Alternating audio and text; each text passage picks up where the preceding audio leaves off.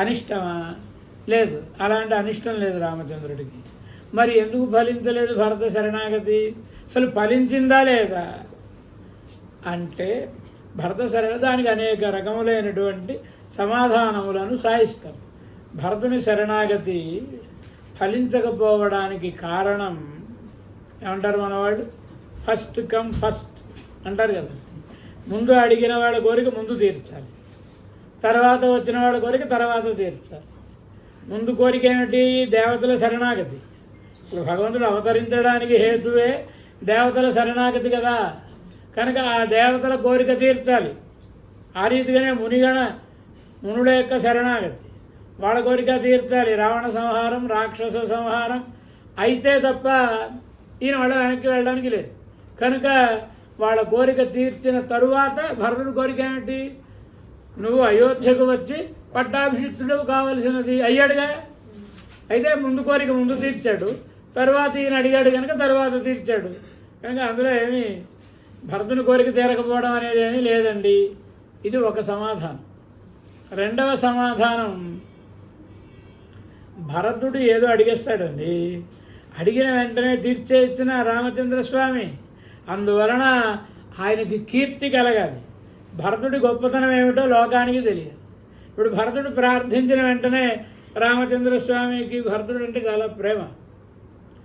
అన్నదమ్ములలో ఎవరంటే ఎక్కువ ప్రేమ రామచంద్రస్వామికి అంటే భరతుడు అంటేనే ఎక్కువ ప్రేమ. ఈ మాట రామచంద్రస్వామి కంఠరవేణ తెలిపినటువంటి మాట. న సర్వే భరాధరస్తాత భవంతి భరతోపమాః. సుగ్రీవుడితో చెప్తాడు రామచంద్రస్వామి, తమ్ముళ్ళందరూ భరతుళ్ళ ఉండే తమ్ముళ్ళు ఎక్కడ దొరకరు నాయన. అదే రామచంద్రుడు అంటే రుజుత్వం, ఆర్జవం. మనసులో ఒకటి బయట ఒకటి ఉండదండి. ఆ పక్కన లక్ష్మణుడు ఉన్నాడండి, ఆయన భార్యను విడిచిపెట్టి ఇల్లు వాకిలి విడిచిపెట్టి నా దేవలోకాక్రమణం, నాకేమీ వద్దు, నీ కైంకర్యమే కావాలి, అహం సర్వం కరిష్యామి అన్నవాడిని పక్కన పెట్టుకుని తమ్ముళ్ళు భరతుళ్ళలాంటి తమ్ముళ్ళు ఎక్కడ దొరకరయ్యా అని అంటాడు ఈయన. మనసులో ఏముంటే అది చెప్పేయడమే, అంతే తప్ప ఆయన ఏమనుకుంటాడో అని పాలిష్డ్గా మాట్లాడాలంటారు కదా, అలాంటివని రామచంద్రస్వామికి తెలీదు. మనసులో ఏముంటే అది అనేడు. అంటే అంత ప్రేమ భరతుడు అంటే. లక్ష్మణస్వామి రామచంద్రుడు అరణ్యంలో మాట్లాడుకుంటున్నారు. లక్ష్మణస్వామి మాట్లాడుతున్నాడు రామచంద్రస్వామితోటి. కథన్ అపరరాత్రేషు సరయూం అవగాహతే అని. భరతుడు ఎంత గొప్ప భక్తి కలిగిన వాడు, ఎలా పాపం రాత్రులు లేచి స్నానం చేస్తున్నాడో భరతుడు చూడిపోయిన తర్వాత వృత్తాంతం అని లక్ష్మణస్వామి మాట్లాడుతున్నాడు. వింటున్నాడు రామచంద్రస్వామి. కాసేపు అయిన తర్వాత నెమ్మది, ఇంత గొప్పలా భరతుడిని కన్నా తల్లి అంత పాపిస్తాడు ఎలా అయిందో అన్నాడు లక్ష్మణస్వామి. అసలు విషయం అదే, కైకేయిని దూషించాలి, ఒప్పుకోడు రామచంద్రుడు. కనుక ముందు భరతుల్ని ప్రశంసించి నెమ్మదిగా అలా తీసుకుని వెళ్ళి ఏదో ఆవు కథలాగా తీసుకుని వెళ్ళి కైకేయి దగ్గరికి చేరుస్తాడు ఈయన లక్ష్మణస్వామి. అలా చెబితే రామచంద్రస్వామి నతే అంబ మధ్యమ తాత గర్హితవ్య కథంచన, నువ్వు ఆవిడని ఏమాత్రం అనడానికి వీల్లేదు సుమా. ఏం చేయాలి? తామే ఇక్ష్వాకునాథస్య భరతస్య కథాం గురు.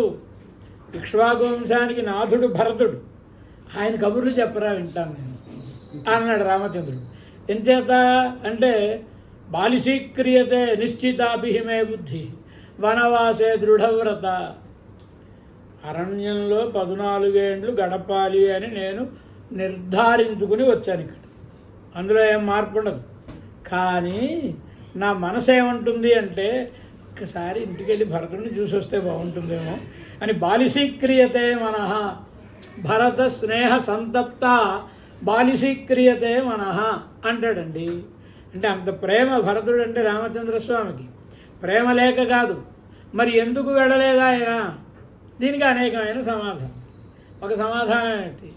మన ఇంటికి ఎవరైనా అతిథులు వచ్చారనుకోండి, అది అనుకోకుండా పూర్వకాలంలో ఓ మనిషికి ఉండేలా పడేయడం అనేది పూర్వకాలం. ఇప్పుడు అదేంలో మొత్తం తగ్గినా పర్వాలేదు కానీ మిగలకూడదు అని కదా వండుకునేది. ఇలాంటి సమయంలో చెప్పా పెట్టకుండా అతిథి దేవుడు వచ్చాడు. ఆయన రాగానే మర్యాద ఏమిటి? కాళ్ళు కడుక్కోవడానికి నీళ్ళు ఇవ్వడం, లేదా కాళ్ళు కడగడం ఏదైనా వేయించండి, సాపాటికి వేయించండి, మన సమయానికి వచ్చారు అని అన్నాడు. అలా అతిథిని సాపాటికి రమ్మన్నారండి. అయ్యో తప్పకుండానండి బాబు, అందుకోసం వచ్చాను అన్నాడు ఆయన.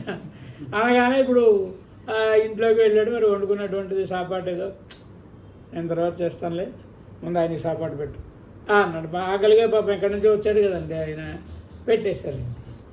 కానీ ఆయనకి వైశ్వానర అనుగ్రహం చాలా ఎక్కువ. అంచేత ఓ ముద్ద సరిపోలేదు, ఓ ముద్దకి సరిపోలేదు. ఈయన వాటా సాపాడు భార్య పెట్టేశాడు. ఇంకా ఎక్కడ ఆయన సంతృప్తి పొందినట్టు కనబడటం లేదు. పిల్లల్ని కూడా పెట్టేసే మనం పడుకున్నాం లేదు తర్వాత అన్న. ఇది మర్యాద, గృహస్థుడు చేయాల్సిన పని ఇది కదా. కనుక అలా రామచంద్రస్వామి మహర్షులు అతిథులు వాళ్ళందరూ కోరారు, వాళ్ళ కోరిక తీర్చాలి. వాళ్ళ కోరిక తీర్చాలంటే ఏం చేయాలి? తాను దానికి అమ్ముడు పోయాడు. భరతుడి కోరికను కూడా వెనక్కి పెట్టేశాడు. భరతుడే ఆకలి అనుకోండి, దాన్ని వెనక్కి పెట్టేశాడు. ఎందుచేత? భరతుడు తన తమ్ముడండి. ముందు బయట వాళ్ళ కోరిక తీర్చాలి, తపోధనులైనటువంటి మహర్షుల కోరిక తీర్చాలి. భరతుడిని కాసేపు వెనకాతలు ఉంచినా నష్టమేం లేదు. ఎంచేత? చత్వార యువవాహ అంటాడు వాల్మీకి మహర్షి. రామచంద్రస్వామి, భరత లక్ష్మణ శత్రుఘ్నుడు, దశరథ చక్రవర్తికి 4 బాహువుల వంటి వారు. శరీరాత్ వినివృత్తా చత్వారైవ బాహవాహ అంటారు కదండి. శరీరం నుంచి బయటకు పుట్టినటువంటి బాహువులు లాంటి వాళ్ళని. కనుక తన అంశమే కదా, విష్ణువారి అంశం కదా. కనుక వీళ్ళని వెనకబెట్టినా పర్వాలేదు, ముందు బయటి వాళ్ళని ముందు సంతృప్తిపరచాలి.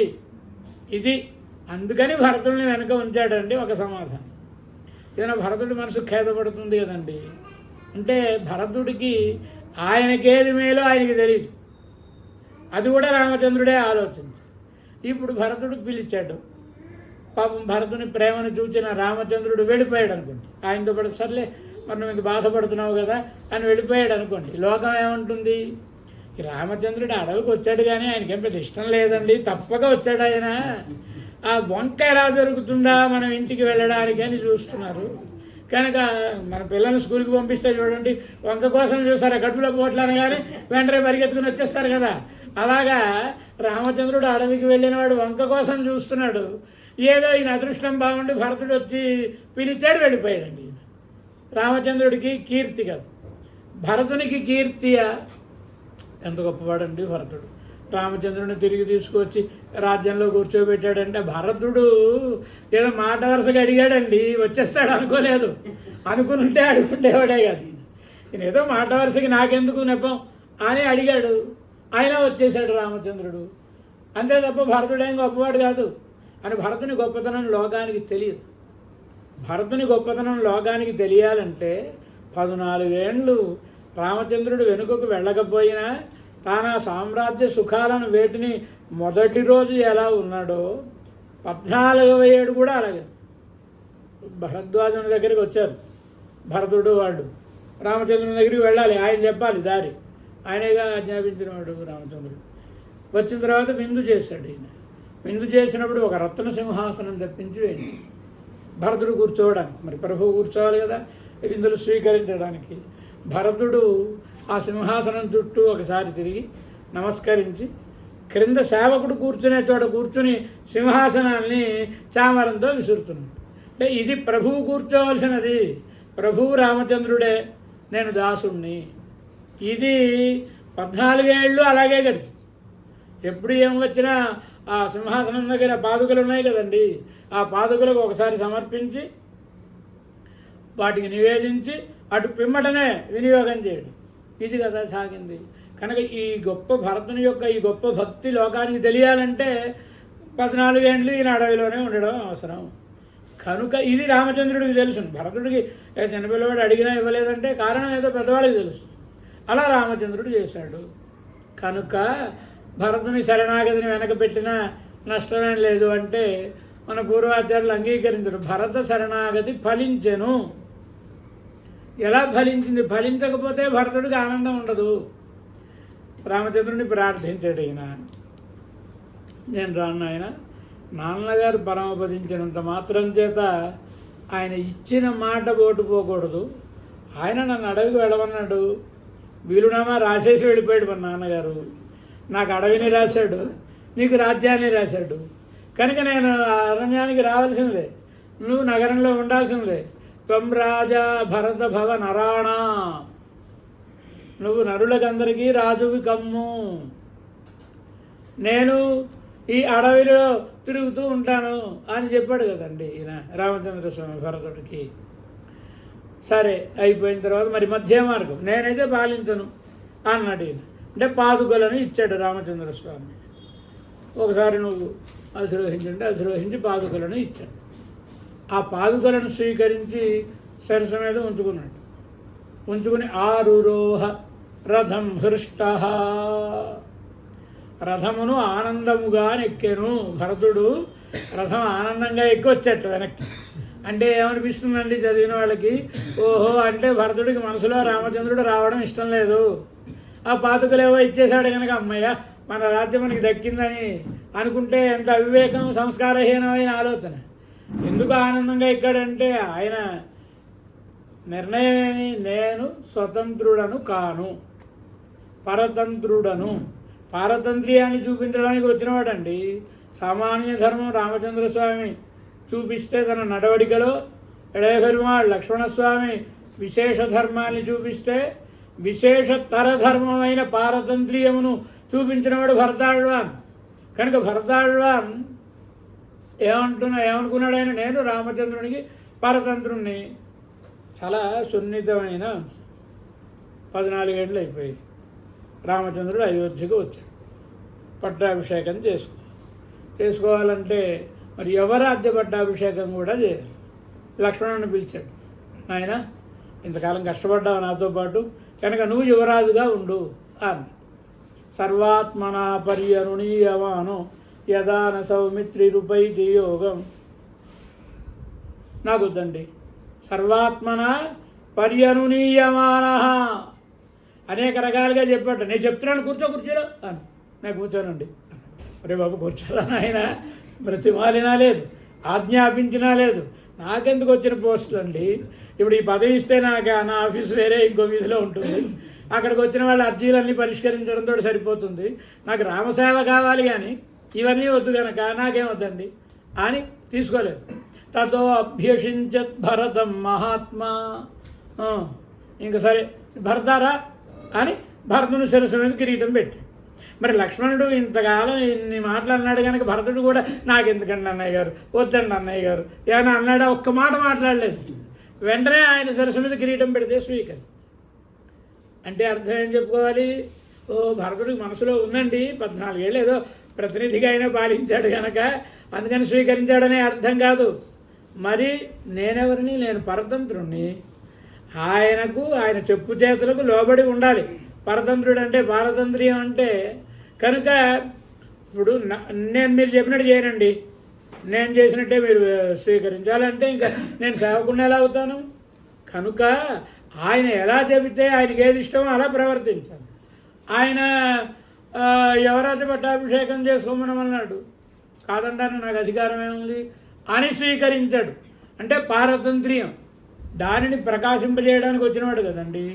ఇప్పుడు భరతుడు ఎందుకు దుఃఖించాడు అంటే, నేను పరతంత్రుణ్ణి, రామచంద్రుడు రాజే, నన్ను ఒక భరత ఆ పని చేయరా ఈ పని చేయరా అని ఆజ్ఞాపిస్తే ఆ పని చేయాలి, అది నా పని. నన్ను పట్టుకొచ్చి సింహాసనం మీద కూర్చోబెడతా ఉంటే నా పారతంత్ర్యం పోయి నాది కానీ స్వాతంత్ర్యం నా మీద పడుతుంది కదా.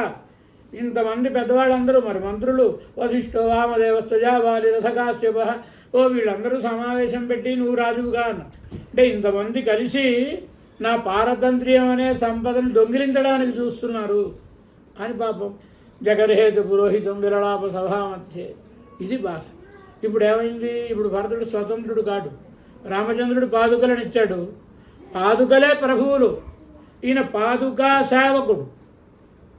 అంటే అర్థం ఏమిటి? ప్రమోషన్ వచ్చిందండి భరతునికి. రామ సేవకుడి నుంచి రామ పాదుకా సేవకుడు ప్రమోషన్ వచ్చిందా లేదా? రాముడు గొప్ప? ఇలా చెప్పుకుంటే ఎక్కడికో పడిపోతాం మనం, ఆగుదాం ఇక్కడ. కనుక భరత శరణాగతి ఫలించింది. భగవంతుడికి తెలుసును కనుక ఆయనకి కీర్తి కలగాలి కదా. భరతుని సచ్చీలం ఏమిటో లోకానికి తెలియాలంటే ఆయన నిర్ధారించుకుని ఉన్నాడు 14 ఏళ్ల తర్వాత అని.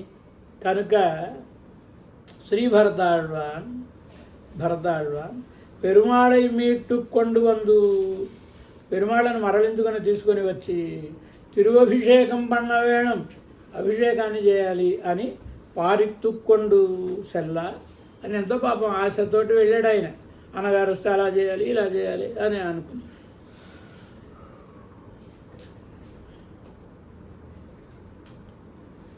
పదినాలాండం కడిత్తల్లదు మీలో, 14 ఏళ్ళు గడిస్తే తప్ప మేము వెనుకకు రాము అన్నాడు కదా స్వతంత్రుడైన పరమాత్మ. అందుచేత நம்மாழ்வாర్లు ఆహయాలే మనకు కూడా నమకు 4 నాள் తాట్టదే ఆహిలం, 4 రోజులు ఆలస్యం అయినా భరతుని కోరిక తీర్చాడా లేదా, తర్వాత అయినా వెళ్ళి పరిపాలించాడు కదా. అలాగే మనకు కూడా ముక్తి కలగడం, ఆయన మన కైంకర్యాన్ని స్వీకరించడానికి 4 రోజులు ఆలస్యం అయినప్పటికీ కూడా నమ్ కార్యం చెయ్యామై ఇల్లై, మన పని చెయ్యకపోవడం అనేది లేదు. என்று పార్ అని చూచి తిరుక్కుడందైలే సెండ్రు ఉహవే, తిరుక్కుడందైకి వెళ్ళి ప్రవేశించినంతనే నమ్ అపేక్షితంగళెల్లాం కిట్టు, మన కోరికలన్నీ కూడా తీరుతాయి.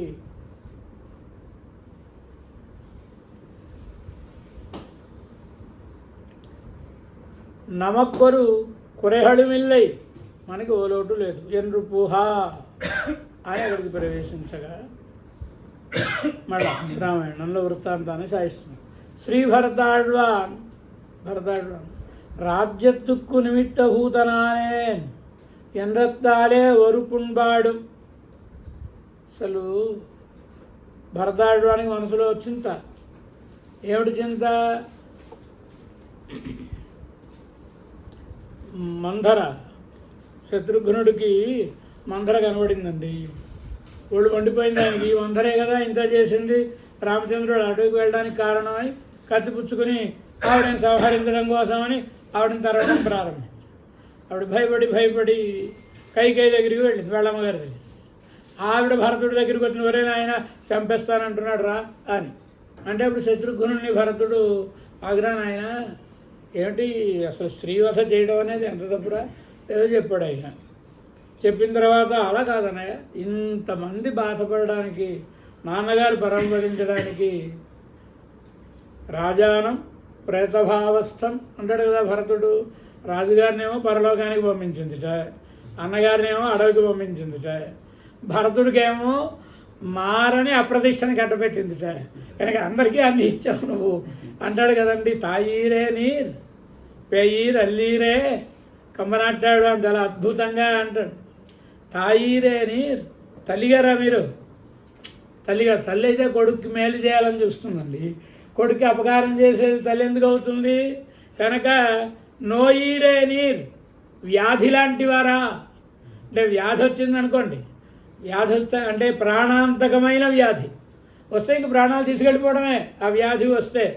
అలాంటి నోయీరే నీర్, కానీ అలా అనుకోవడానికి లేదు. వ్యాధిగ్రస్తుడితో పాటు నశిస్తుంది. వాడు మరణిస్తే వాడి వ్యాధి వాడితో పాటు పోతుంది కదండి. కానీ నువ్వు ఇంకా బతుకున్నావు కనుక, మా నాన్నగారి ప్రాణాలు తీసేసావు కానీ ఇంకా బతుకున్నావు కనుక నోయీరే నీర్, వ్యాధి అని అనుకోవడానికి మిమ్మల్ని వీల్లేదు. ఆరా పడి కొళుత్తీర్, ఎంత అప్రదిష్టనా కలిగించావు నువ్వు తల్లివా అంటాడు కదండి. అలా 2 భాషలు ఇంక పాపం. ఒకటి, రామచంద్రుడు అడవికి వెళ్ళడానికి నేనే కారణం, ఈ మాట చెప్తున్నాడు శత్రుఘ్నుడితోటి. అరే నాయన ఎందుకురా మంథర మీద అంత కోపం, మరి అన్నయ్య ఇంత ఈవిడే చేసింది కదా.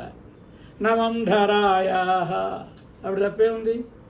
ఎవరైనా కొంచెం అంత సొమ్ము తిన్న తర్వాత కృతజ్ఞతగా ఉండాలి కదండి. కైకేయి పుట్టినింటి నుంచి అరణపదాసిగా వచ్చిన ఆవిడ కనుక, కైకేయిని చిన్నప్పటి నుంచి ఎత్తుకు పెంచిన ఆవిడ. కానీ మా అమ్మగారు అబ్బాయి రాజుగారు కావాలి అని దానికి తనకు తోచిన సలహా ఏదో చెప్పింది, తప్పేమిటి? అలాగే కోరుకోవాలిగా సేవకులు అంటే.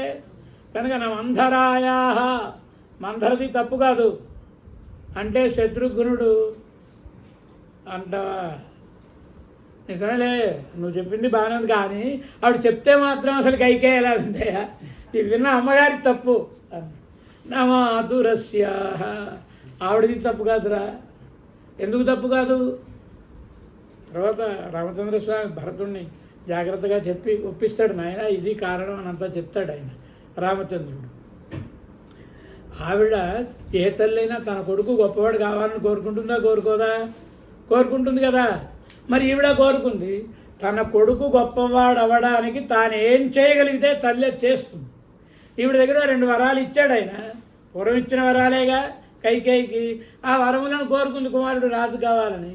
చెప్పు, ఇప్పుడు అమ్మగారి స్థానంలో ఉండి ఆలోచించు నువ్వు. ఆవిడ తప్ప అంటే ఆవిడేం తప్పు అవుతుందండి? కాదు. కనుక నవాతురస్య దోషో న రాజ్ఞ. శత్రుఘ్నుడు ఈవిడ తప్పు కాదు, కానీ ఈవిడ అడిగితే మాత్రం అసలు మహారాజు గారు ఎలా ఇచ్చేస్తాడయ్యా మాట. సభలో వాగ్దానం చేసి ఇంటికి వెళ్ళి భార్య అంది కదా అని మాట మార్చేశాడంటే అసలు తప్పంతా దశరథ చక్రవర్తిది. దోషో న రాజ్ఞ, రాజుగారిది తప్పు కాదురా. ఆయన రాజ్యం, ఆయన ఇష్టం, ఎవరికి ఇవ్వాలనుకుంటే వాళ్ళకి ఇస్తాడు. ఆయన ధర్మాన్ని పాటించాడు. నాకు పట్టాభిషేకం చేస్తానని నిన్నో మొన్నో ఆయన మాటిచ్చాడు, రామచంద్రుడికి పట్టాభిషేకం చేస్తానని. కానీ వాళ్ళ ఆవిడ గారికి ఎప్పుడో ఇచ్చాడు వరాలు. మరి ముందు ఇచ్చిన వరాలు ముందు తీర్చాలి కదా, తర్వాత ఇచ్చిన వాడు తర్వాత తీర్చాలి కదా. ధర్మజ్ఞుడు కనుక ఆయన తప్పే ఉంది దశరథుడిది. నిజమే, ఆలోచిస్తే దశరథుడు కూడా తప్పు కనబడదు కదా. దోషో న రాజ్ఞ రఘున వన ప్రవేశే రఘునందనస్య. రఘునందనస్య వన ప్రవేశే ఒకటి, రఘునందనస్య న దోష ఒకటి. అసలు రాముణ్ణి అనాలయ్య. సభలో అనౌన్స్ చేసిన తర్వాత ఇంటికి పిలిచి చెప్తే ఎలా ఒప్పేసుకుంటాడు ఆయన? రామచంద్రుని అనాలంటే తండ్రి గారు ఏం చెబితే అది పాటించడం కొడుకు ధర్మం. నువ్వు రాజ్యాన్ని పాలించంటే రాజ్యాన్ని పాలించు, అడవికి వెళ్ళంటే అడవికి వెళ్ళాలి. ఉత్తముడైన కుమారుడి యొక్క రీతిని పాటించాడు, అది తప్పే ఉంటుంది. కనుక వీళ్ళెవరిది దోషం కాదురా అంటే శత్రుఘ్నుడు బలి బాగా చెప్తున్నావులే, ఎవరిది తప్పు కాదంటావు, ఎవరిది తప్పు కాకుండానే ఇంత ఘోరం జరిగిందా? ఇందిరా తప్పు లేదని అనలేను, అసలు దోషుల్ని పట్టుకుని శిక్షించాలి, కానీ ఏ తప్పు ఎరగని వాడని అంటే ఎలాగరా అన్నాడు. అయితే చెప్పు, ఎవరిది దోషం? నాదే దోషం. మత్పాపమేవాత్ర నిమిత్తమాసీత్ వనప్రవేశే రఘునందనస్య. మత్పాపమేవాత్ర నిమిత్తమాసీత్, నా పాపం కారణం. ఎంచేత దూతలు వెళ్ళి చెప్పినప్పుడు కూడా రాజా యజ్ఞంను యక్షతి యజ్ఞం చేస్తాడా, రాముడికి పట్టాభిషేకం చేస్తున్నారేమో, అందుకే అత్యవసరంగా పిలిచారేమో అనుకుని సంబరపడి వచ్చాడు పాపం భరతుడు. కనుక రామచంద్రుడు ప్రభువై ఆయన చేతి కింద నేను, మరి నేనేగా ఆయన తర్వాత వాళ్ళని మాటిమాటికి పిలిచి భరత ఆ పని చేయి, ఈ పని చేయంటే చేసే భాగ్యం నాకు లేకపోవడం వలన రాముడు అడవికి వెళ్ళాడు. కనుక నా భాగ్యాన్ని ఒకటి. రెండవది, అసలు ఆలోచించి చూడరా, నేను అనేవాడిని పుట్టి ఉండకపోతే, కైకేయికి భరతుడే పుట్టకపోతే మందర సలహా చెప్పేదా, కైకేయి అడిగేదా, రాజు ఇచ్చేవాడా, రాముడు వెడలేవాడా? కనుక ఇంతటికీ మూల కారణం ఎవరు? మత్పాపమేవాత్ర నిమిత్తమాసీత్ అంటాడు కదండి భరతాళ్వాన్. అలా భరతాళ్వాన్ పాపం బాధపడుతూ రామచంద్రుని ఎలాగైనా తీసుకుని రావాలి వెనుకకి అనుకుని వెడుతున్నాం.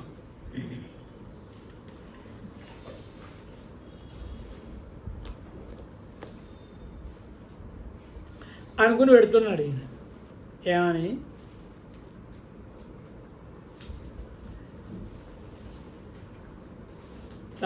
தாயை கொண்டு ராஜ்யத்தை வாங்கி பெருமாளை காடேறப் போகவிட்டான் என்று நாட்டார் சீருப்பார் என்றிருப்பார்கள் என்றத்தாலே வந்த துர்பயத்தையும் உடையனாய்க்கொண்டு.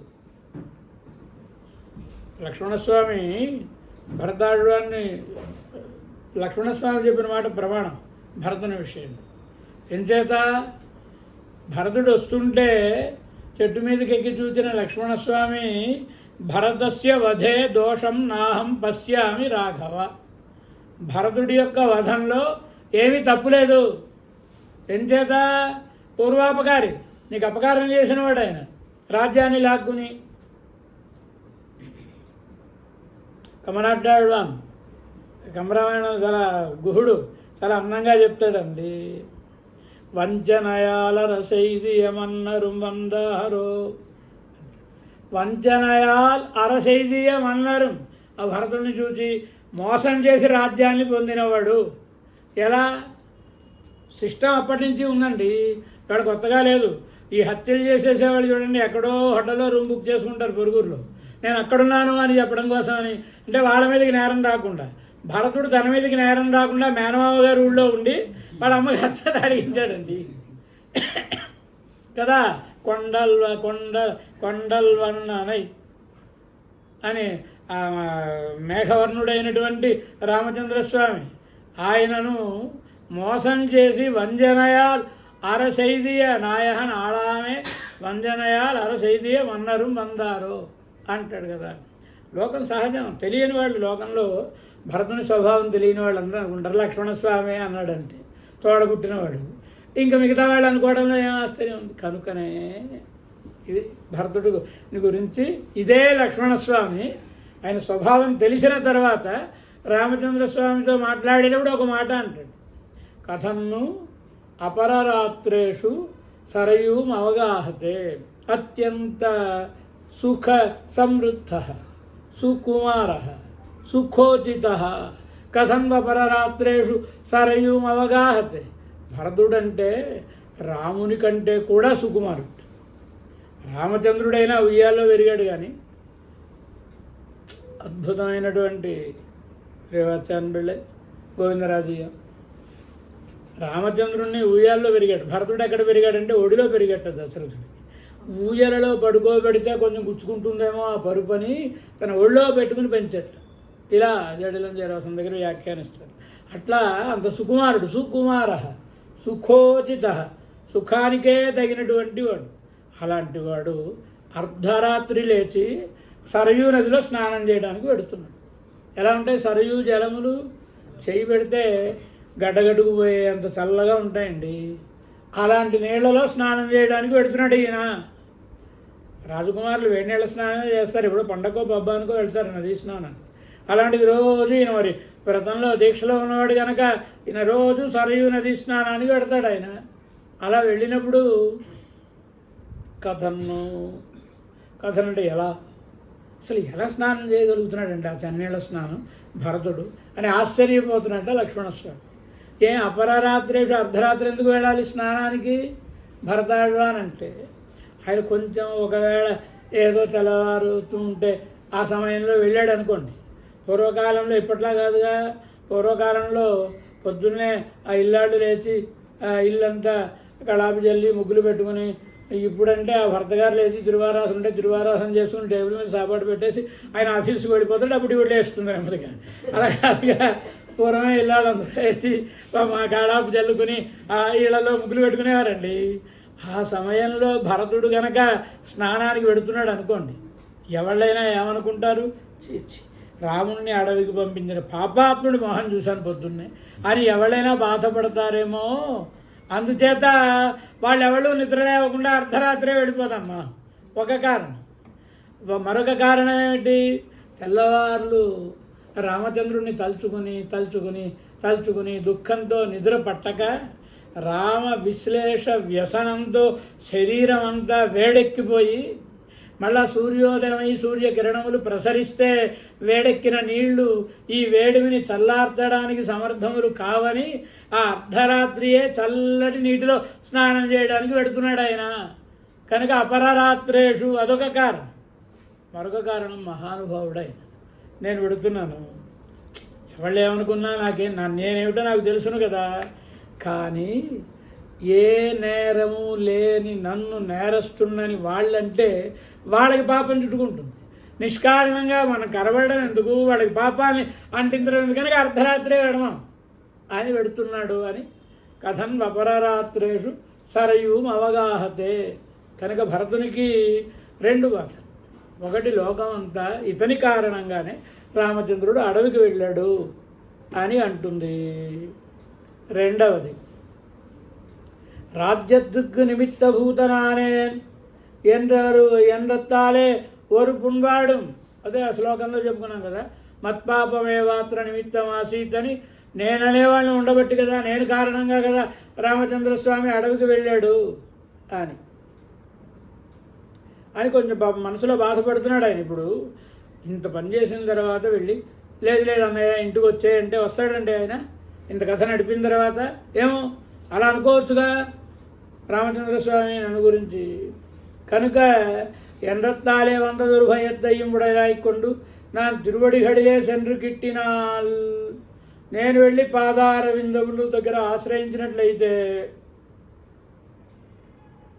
తాయెక్కొండు రాజ్యత్తై వాంగి, తల్లిని పుచ్చుకొని రాజ్యాన్ని పుచ్చుకొని పెరుమాళై కాడేర పోహ విట్టాన్, రామచంద్రస్వామిని అరవికి వెళ్ళేటటువంటి రీతిగా చేసినాడు అని నాట్టార్ సీరుపారెండిరుప్పార్హళ్. లోకంలో వాళ్ళందరూ కూడా చీకాకు పడుతూ ఉంటారనమాట ఈయనను చూసి. ఎండ్రత్తాలే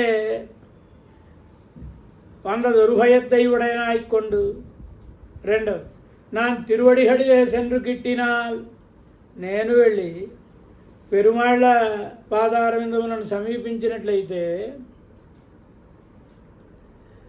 భ్రాతావల్లేనో, తమ్ముడు కదా రామచంద్రస్వామికి, తమ్ముళ్ళు అంటే చాలా ప్రేమ రామచంద్రస్వామి. శిష్యనల్లేనో, ఆయన పొందిన దివ్యాస్త్రములను భరతునికి కూడా ఉపదేశం చేశాడు రామచంద్రస్వామి, లక్ష్మణునికి, తమ్ముళ్ళకు కూడా. కనుక శిష్యుణ్ణి కాన. దాసనల్లేనో, దాసుడను కాన. ఎంబక్కల్ ప్రసన్నరాయి కృపై పణ్ణి అరుళాదొడివరో. కనుక రామచంద్రస్వామిని నేను వెళ్ళి ప్రార్థిస్తే నన్ను అనుగ్రహించకుండా ఉంటాడా என்று பார்த்து అంబెయ్యవార్ పడై తిరట్టుకొండు పోమా పోలే. బాణం వేసేవాళ్ళు అంటే అవతల వాళ్ళని సంహరించాలనుకునే వాళ్ళు సైన్యాలనంతా కూర్చుకొని ఎలా పెడతారో అలా ఈయన కూడా మొత్తం అయోధ్యలో ఉండేవాళ్ళు అందరినీ తీసుకెళ్ళాడు కదండి తనతో పాటుగా. ఎంచేత అయోధ్యയിൽ ఉళ్ళారిల్ వృక్షంగళ అహప్పడ ఆర్తీలే తన్నిల్ కురవారిల్లయిరే. ఎంచేత రామచంద్రుణ్ణి ప్రేమించడంలో వృక్షములతోటి సహా అందరికీ భరతునికి ఎంత ప్రేమ ఉందో అంత ప్రేమ ఉంది. ఏ ఒకరికి ఏ కొంచెం తక్కువ లేదు కదా. కనుక నమ్మార్ది గండు మీండిల రాహిలు. మనం వెళ్ళి అడిగితే ఒకవేళ అంటే ఎలా ఉంటుంది అంటే, ఇది ఒక కథ చెప్తూ ఉంటానండి. మనం కూడా మన తిరుప్పావై కోశంలో రాసిన కథ ఏమిటి, ఒక ఆయన ఒక రైతు పొలంలో కొడుతుంటే ఒక రోజు పెద్ద తాచు కనబడింది నాకు, చాలా పెద్దది. ఈయనేం చేయలేడు, కర్ర ఉంది దగ్గర, అయినా ఈ రైతు ఏం చేయలేడు, నమస్కారం పెట్టేశాడు. ఇది ఏదో దేవతా సర్పంలా ఉందని. ఇతను ఎప్పుడైతే నమస్కారం పెట్టాడో వెంటనే ఎదురుగా ఉన్న పుట్టలోకి వెళ్ళిపోయి ఆ పైకి వచ్చి ఓ బంగారు నాణం పడేసి, అంటే వీడు ఏం చేయలేదు కనుక భక్తిగా ఉన్నాడు కనుక అని. వీడు కూడా ఆ నాణం తీసుకుని రోజు ఒక గ్లాసుడు పాలు పట్టుకెళ్ళి అక్కడ పెట్టింది. ఆ పాలు తాగేది, ఓ నాణం పడేసి, ఇలా రోజు జరుగుతుంది. ఒకనాడు ఈయన ఎందుకో పరుగురు వెళ్ళాల్సి వచ్చింది. ఆ కొడుకున్నాడు, ఆ కొడుకుకి చెప్పాడు, ఒరే నాయన అది దేవతా సర్పం కనుక నువ్వు ఒక గ్లాసుడు పాలు పట్టుకెళ్ళి పెడితే ఆ పాలను స్వీకరిస్తుంది, నీకు ఒక నాణ్యం వేస్తుందని చెప్పాడు. చెబితే ఆ కొడుకు వెళ్ళాడు.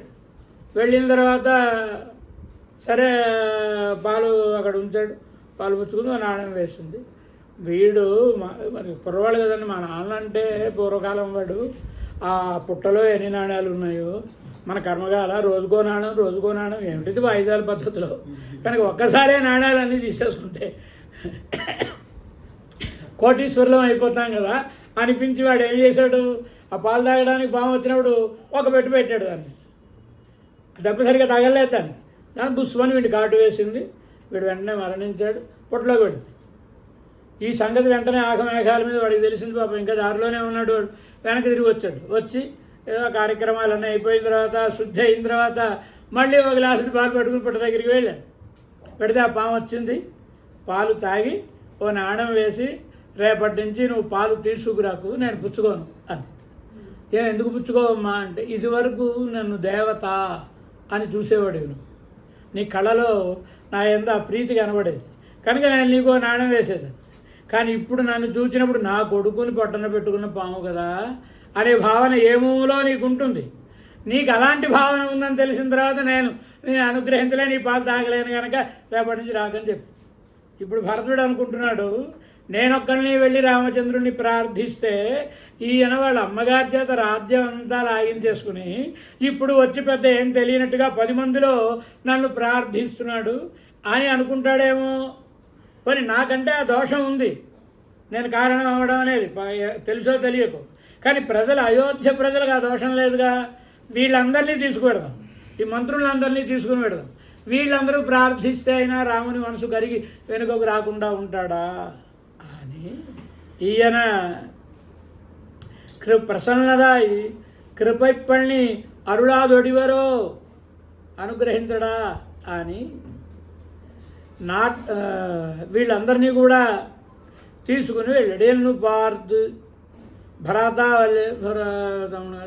భ్రాతు శిష్యస్య దాసస్య ప్రసాదం గద్దుమర్హసి అంటాడు ఆయన. కనుక అట్లా అన్నమాట. అది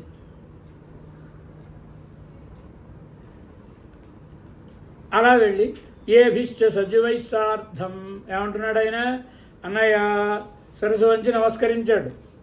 ఏభిశ్చ సజీవై సార్థం మంత్రులందరితోటి కలిసి శిరసాయాచితోమయా, శిరసా నా చేత ప్రార్థిస్తున్నాము కనుక నీవు భ్రాతు, నీ తమ్ముడిని నేను. అంతకంటే గొప్ప తమ్ముళ్ళందరూ మాట వినాలని లేదు కదండి, కానీ శిష్యులు కొంచెం గురువుగారి మాట వింటారు కదా. కనుక శిష్యస్య, నీకు శిష్యుల్ని నేను, శిష్యవాత్సల్యం కలిగిన వాడివి కదా కనుక రా. శిష్యుల కంటే కూడా శిష్యుల్లో కూడా ఉత్తమ జాతికి చెందిన శిష్యులు ఎవరు? దాసస్య, దాసుణ్ణి. దాసుడు అంటే క్రయ విక్రయార్హుడు అని అర్థం. అమ్మితే అమ్మబడడం, కొంటే కొనబడడం. పెరియ తిరుమల ఎనంబి గారు ఎంబార్ అనే ఆయన్ని ఉదకధారాపూర్వకంగా భగవద్రామానుజులకు దానం ఇచ్చేశారు. ఇస్తే వచ్చేశారు కదండి. అలాంటి వాడిని నేను కనుక నా కోరిక తీర్చవలసింది. ఎన్గిరబడియే ఇవన్ సెల్ల పెరుమాళం ఏం చేశారండి, ఆయన ఒళ్ళో కూర్చోబెట్టుకున్నారు భరతుణ్ణి. రాజ్యతంత్రంగళిర్కొరెప్పడామని నడత్తానిన్రాయే. నాయన కచ్చిత్ సర్గ అంటారు దాన్ని, అద్భుతమైన సర్గ.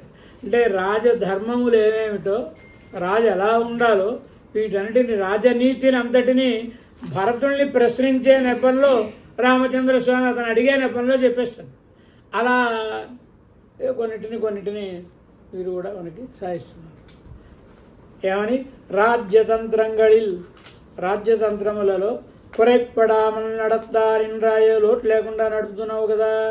కార్యంగళి చెయ్యుమిడత్తిల్ మంత్రిహళోడే కూడి చెయ్యారిన్రాయే. నాయన ఏ పనైనా చేసేటప్పుడు నువ్వొక్కడివి నీకు తోచిన నిర్ణయం తీసుకోవడం కాకుండా మంత్రులందరితోటి కలిసి ఆలోచించి నిర్ణయం తీసుకుంటున్నావు కదా. ఎన్రా పోలే అన్నట్లుగా ఎవనకు ఎడమర వార్త కేడ్డా పోలే. అసలు ఆయన మాట్లాడడానికి అవకాశం ఇవ్వకుండా ఈయనే అడిగేస్తున్నాడు శరపరంపరగా అన్నిటినీ.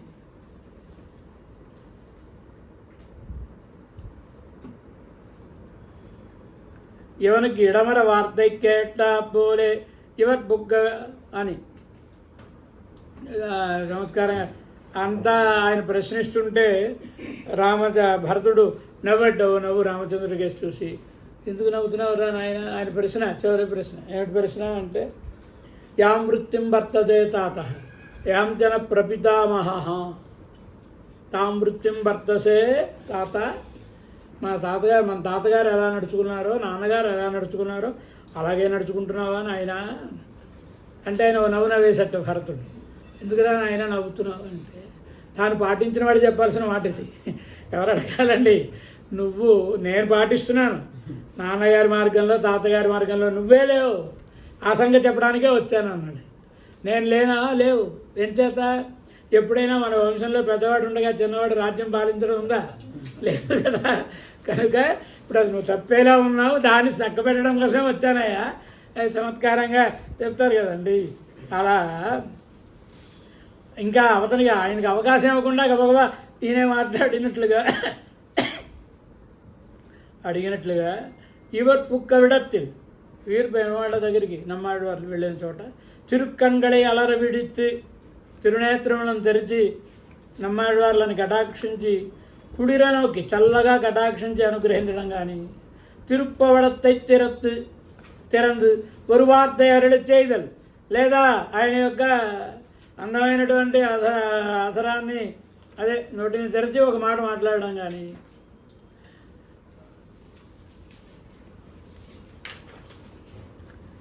అణైత్తలు చెయ్యకండిలర్.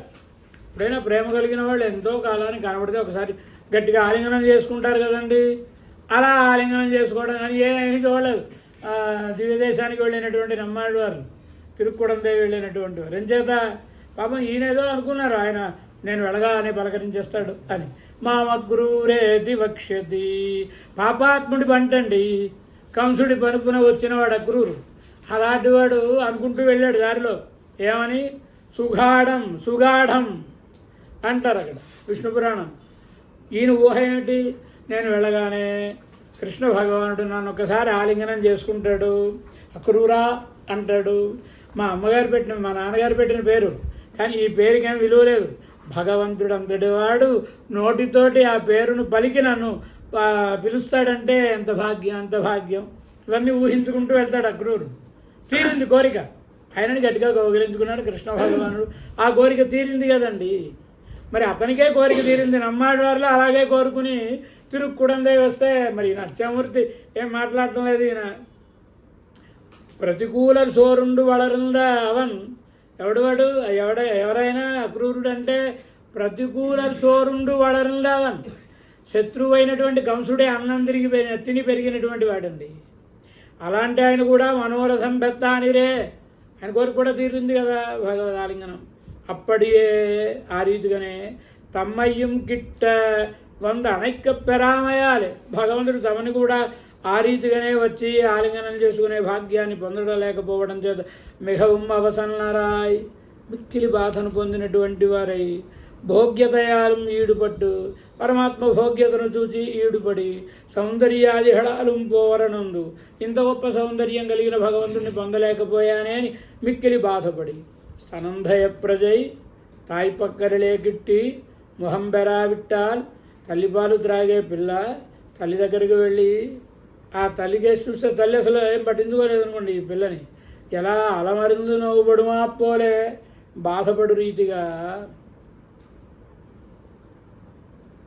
అవన్ సన్నిధిలే తళరందు కెడందు కూప్పి, ఆ పరమాత్మ సన్నిధానంలో వణికిపోయి క్రిందపడి మొరబెట్టి ఇన్నం ఇత్తనై తిరువాసులు తట్టి తిరియక్కడవేన్, ఇన్నం ఎత్తనై తిరువాసులు తట్టి తిరియక్కడవేన్, ఇంకా నేను ఎన్ని వాకిళ్ళు తిరగాలి అని ఆర్తియోడే తలెక్కట్టు హిరార్, ఆర్తితోటి ఈ తిరువాయుడిని ముగించుతున్నారు.